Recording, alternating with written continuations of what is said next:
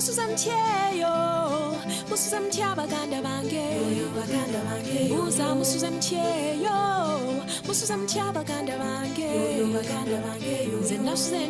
tropical African country is set at the equator, but has snow on top of its highest mountain, the Rwenzori.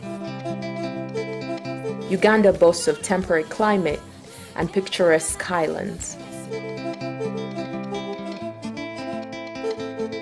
It also harbors the world's second largest freshwater lake, the Victoria, which is also the source of the world's second longest river, the Nile. These attractions, as well as its ancient famous interlacustrine kingdoms, have been an exploration destination since legends like Ibn Battuta, John Huntington Speke, and Henry Morton Stanley started the flood. Britain's famous wartime Prime Minister, Sir Winston Churchill, once proclaimed it as the Pearl of Africa in his book, My African Journey.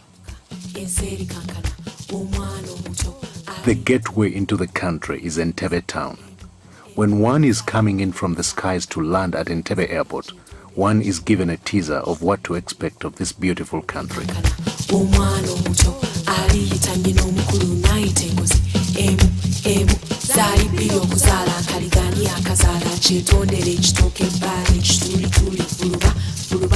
There is little wonder that this picturesque town was once the seat of the colonial government. From the capital, the country is split into 5 major destinations: the east, the north, the west, the central, and the islands. Each one a unique experience in itself. Traveling eastwards, one comes across the source of the River Nile at a place called Jinja. This is where Africa's longest river begins its journey to the Mediterranean Sea in Egypt.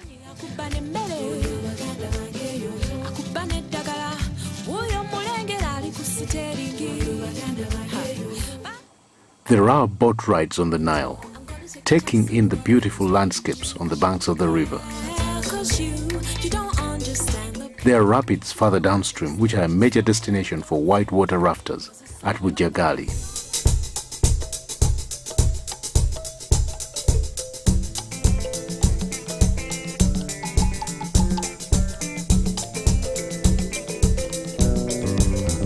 At the municipal town of Tororo, one sees the Tororo Rock, an irregular outgrowth from the earth, which is a symbol of Uganda's strange relief features on the eastern axis. However, the Tororo Rock is quickly dwarfed by the Elgon Mountains as one goes further east. The Elgon Mountains, complete with wild animals, are a popular destination for nature lovers. The Bamasaba people who live on the mountains add a colorful backdrop to the scenic beauty found there. They grow bananas as a staple food and eat bamboo shoots in a vegetable delicacy known as kamalewa. They also grow one of the world's best coffee brands, known as Arabica coffee. This type of coffee is only found in a few places in the world, which include the Elgon Mountains and the highlands of Ethiopia. Tourists with an interest in coffee production visit this area for further knowledge and research on how coffee makes its way from the earth to the consumer's cup.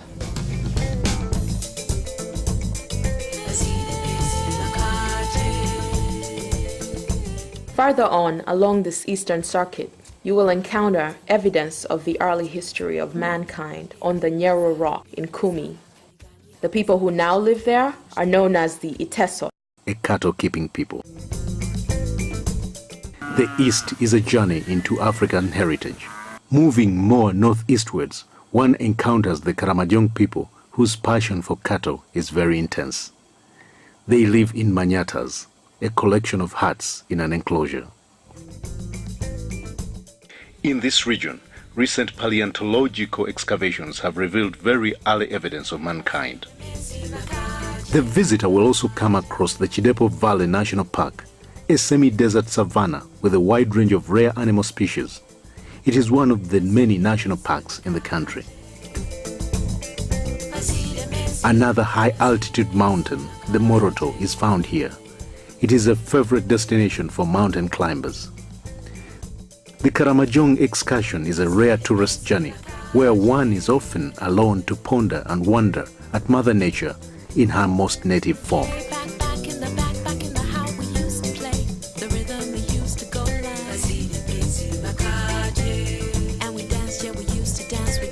The western part of Uganda is one beautiful wonderland. There are golden grasslands. They are grazed by the graceful Ankole cattle. Green tea estates in temperate climates.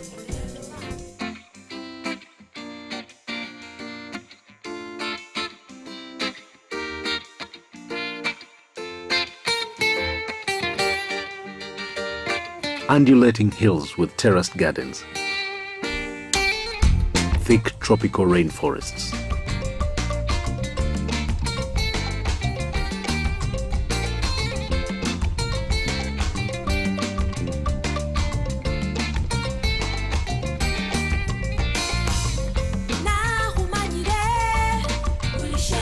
And a snow-peaked mountain, the Rwenzoris.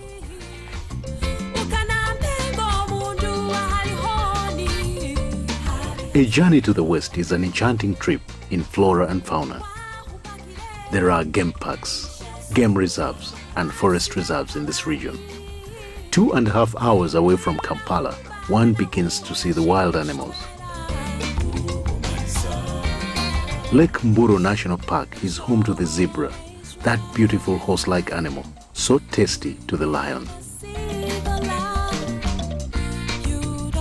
There are also numerous antelopes and bucks.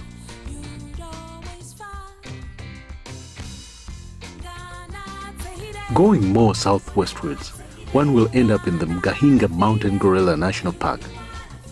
And here you will climb the Mgahinga mountain ranges, which will be a delightful physical exercise and a walk through varieties of beautiful plants growing in a very cool environment. But the biggest trophy here is the mountain gorilla.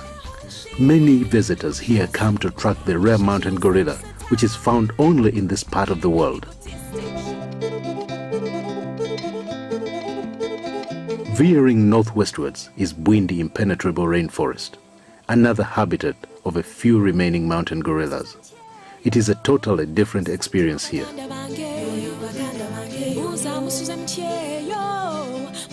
President of Uganda, Yoweri Museveni, led a visual expedition of the CNN into this area to showcase the world's few remaining mountain gorillas, among other things.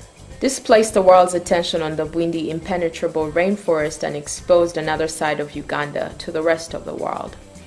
Gorilla trackers have called this a very unforgettable experience.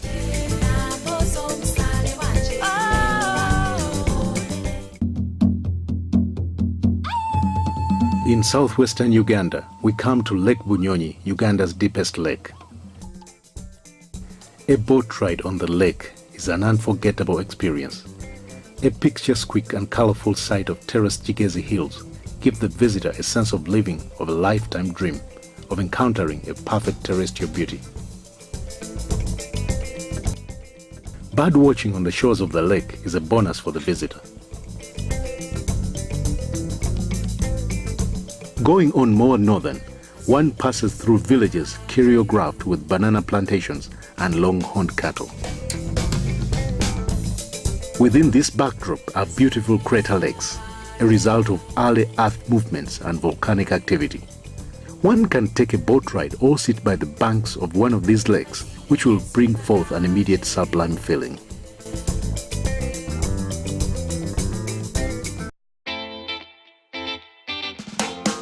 One other water mass here is the Lake Katwe, a salt excavation site that dates back thousands of years. It is evidence of a great salt industry and trade that stretched all over the entire Interlacustrine region.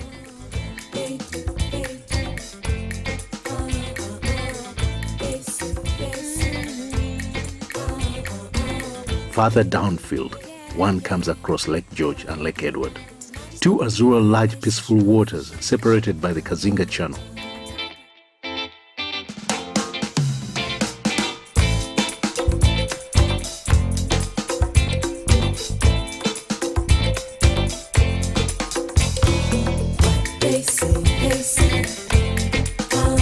Here one can go fishing on a canoe, which is the main occupation of the people who live around the lakes.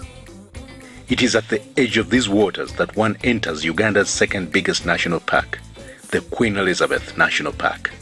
Once inside the park, the huge array of animal species will parade before you in their natural casts, some stopping to stare at the intruder with curiosity.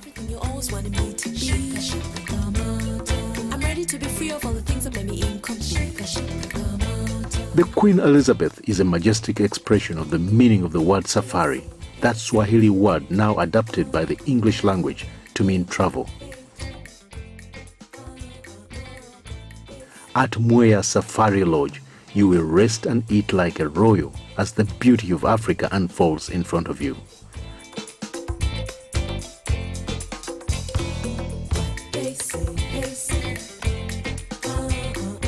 Going on more and westward, you'll cross the equator once again and face the Rwenzori mountain ranges.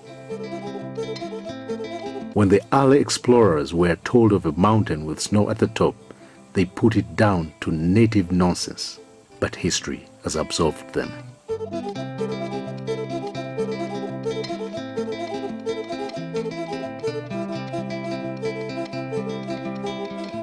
Thousands of mountain climbers have made their way to the Margarita Peak, where it is always snow, as in the polar regions of the world.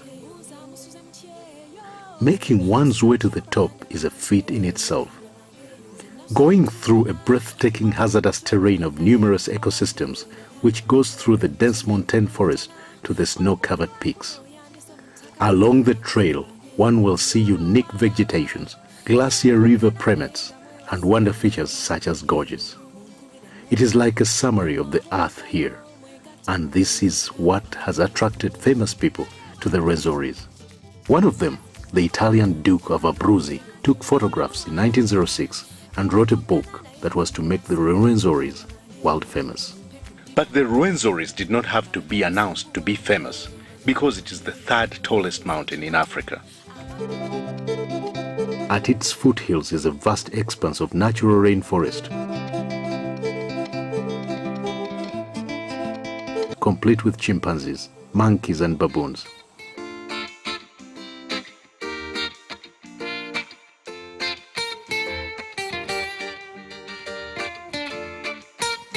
There are also many varieties of birds.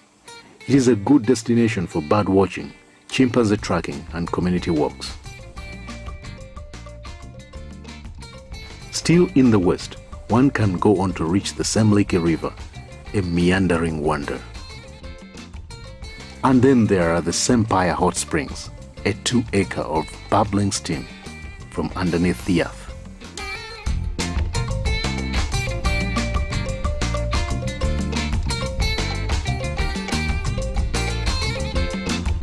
People come here from near and far to bathe in the healing steam of the hot springs.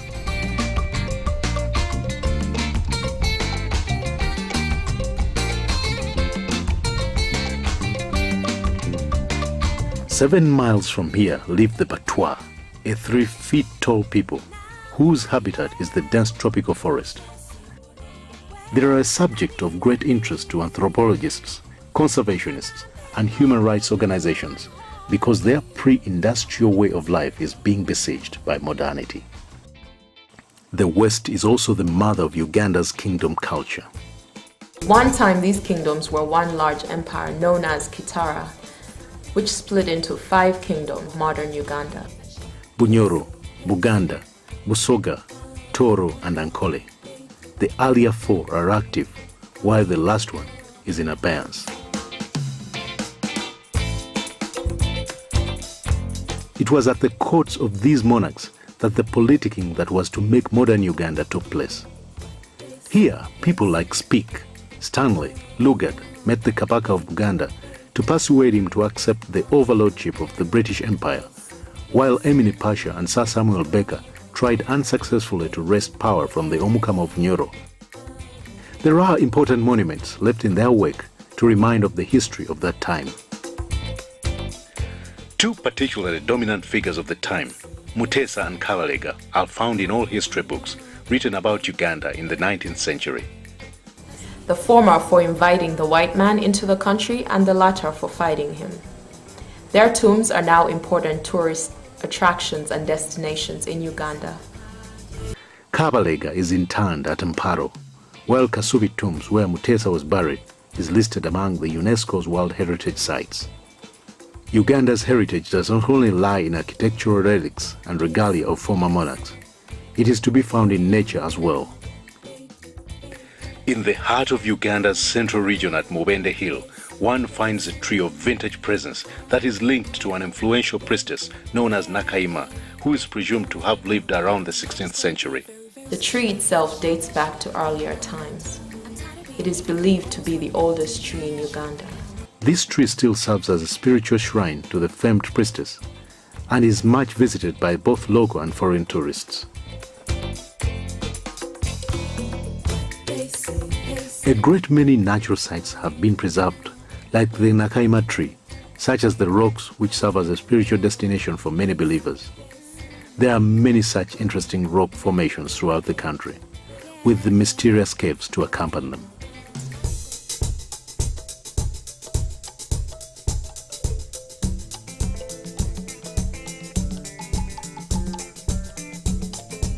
On the rocks and trees you add the waterfalls, a myriad of them in maritime Uganda. Take the Seziwa Falls, 45 minutes drive from Kampala.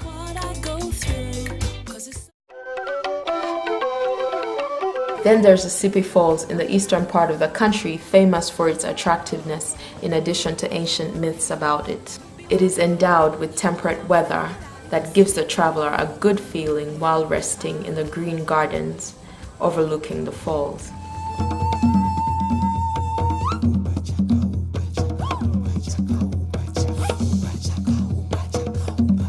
At Bigobya Mugenyi in southern central Uganda, the excavated remains of the powerful Chwezi dynasty, believed to have come from the Ethiopian highlands, are found.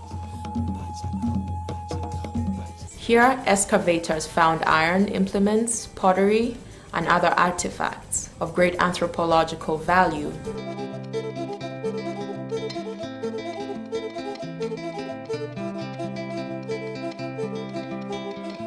The recent history is also marked by the impact of Arabs and Europeans. These visitors, who first traded in slaves, guns, and trinkets, left more of an enduring mark on the land and the people of East Africa. They also brought with them different religions. The Arabs brought Islam as a new way of worship.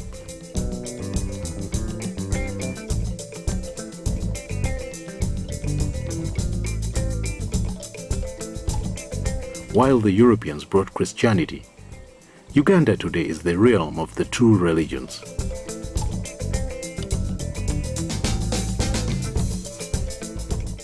At Namugongo, there are Muslim, Protestant, and Catholic shrines to commemorate the famous Uganda martyrs.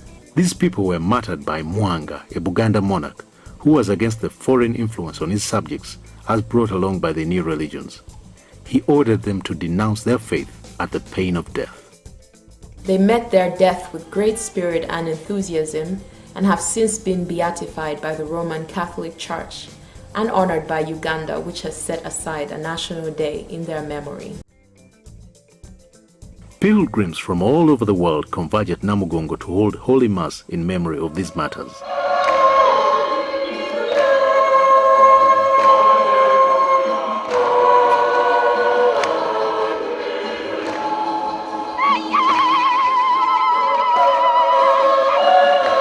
A martyr's trail has been established tracing their journey to Namugongo, where they met their death. It brings glimpses of spiritual Uganda to the travelers.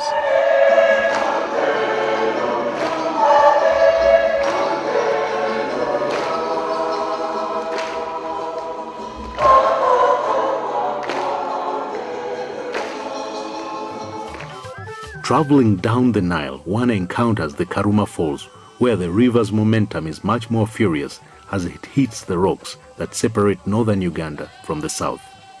Amazing to see, but this is nothing to compare with the experience of the Makere Falls, whose picture is backdropped with a vast national park, another of the country's game wonders. The Makere Falls are in the middle of the Makere Falls National Park. A ride downstream the waterfalls is a breathtaking experience.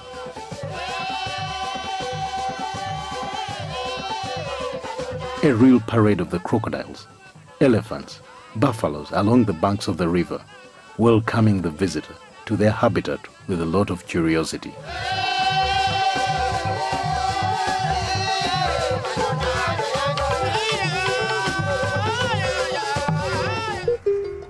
Here also marks an ethnic separation.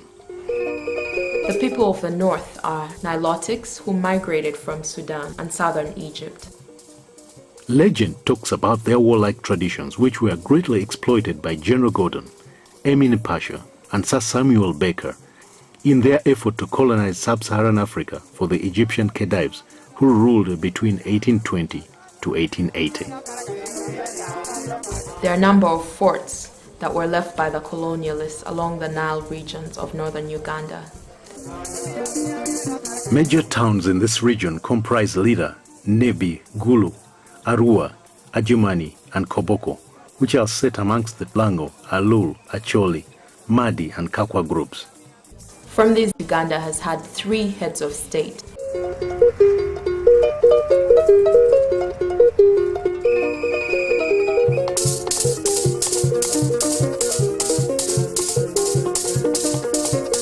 The north is a very religious area with Christianity dominating religions, here followed by Islam.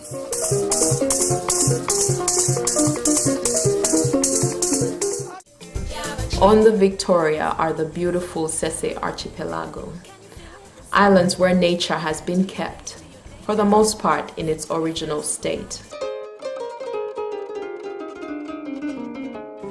The tropical forests, the golden velds, and the fishing folk on the vast Lake Victoria have kept the original picture of Africa intact. This place offers an enticing retreat from the concrete bustle of modern cities.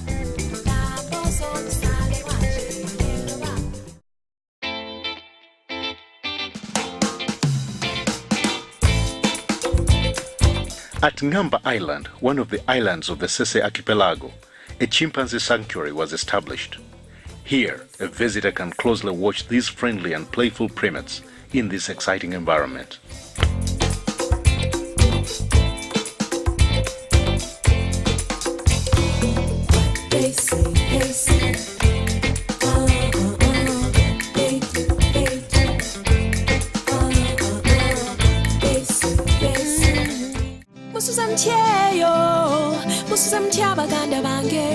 The roundabout up-country trip would inevitably bring you back to Kampala, a 113-year-old city, which started with Lugard's fort.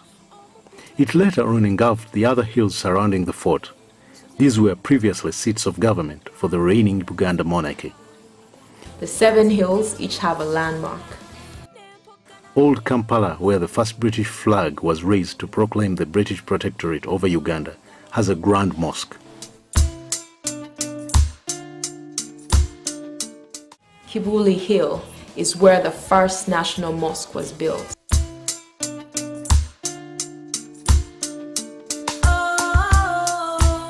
Namirembe Hill is where you'll find the seat of the Anglican Church in Uganda.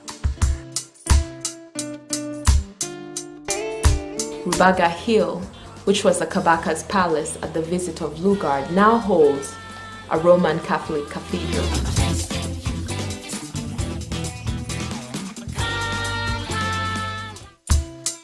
Makere is where Uganda's first university is found. Mulago Hill is where the National Referral Hospital was built. Kololo is the country's premier residence.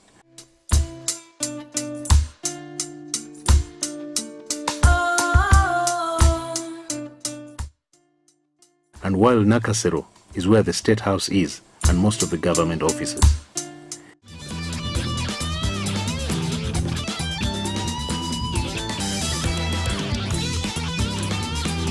The city center is where one finds the hotels, the exotic food restaurants, the cinemas, and the shopping malls.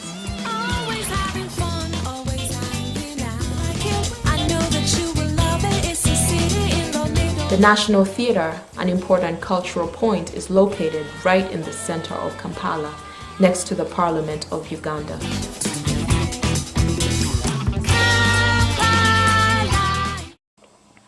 One can trace the history of Uganda and take a peek at the life in Uganda at different generations at the Uganda Museum, found barely 10 minutes drive from the city center. The outlying hills is where most Kampala people reside, with their own famed entertainments. And when it is night time, Kampala opens up.